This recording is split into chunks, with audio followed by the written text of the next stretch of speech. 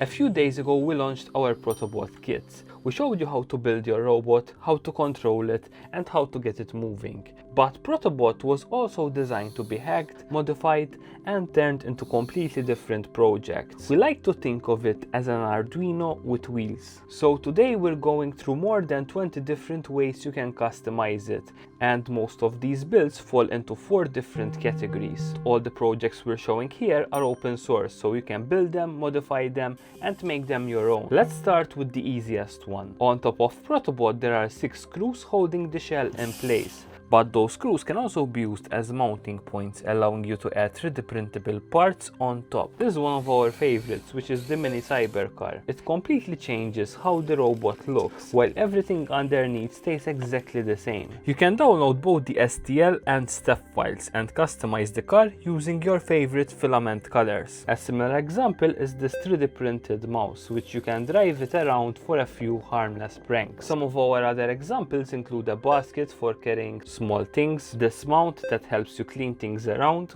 a mug holder for your coffee, a marker holder that lets ProtoBot draw while it drives, and because the robot is quite small, we also open source this flagpole that helps it stand out in any crowd. You can also mount a tiny action camera on top and see the world from ProtoBot's point of view. Like we said, all of these designs are ready to 3D print, and for those who want to create something completely different, we also included a template. Next, we can change the driving experience. ProtoBot comes with these grippy silicone wheels, which work well on most surfaces. But if you want to explore rougher terrain, you can swap them out with these 3D printed spiked wheels, which dig deeper into soil while still keeping the robot fast. You can also unlock tank mode by 3D printing flexible TPU tracks. It's a bit slower but fun to explore with. And of course, these are just a few examples. You can experiment with different wheel shapes and sizes. Now ProtoBot can link directly to your phone through the MicroLink app.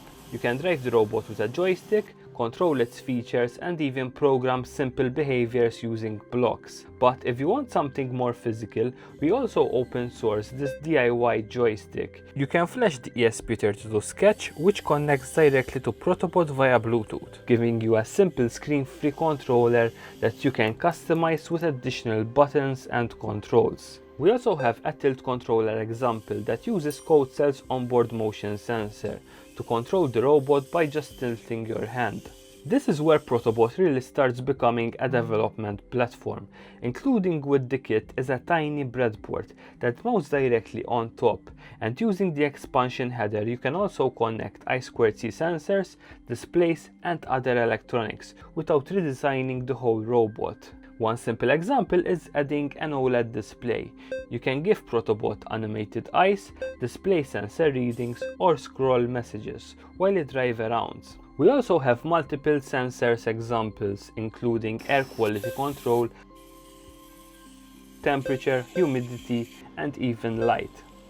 Each one can be configured through Arduino while still working alongside the ProtoBot's onboard sensors. And using the MicroLink app, you can also send and log sensor data on your phone while the robot moves around. The expansion header also allows you to add a small solar panel via the VN pin.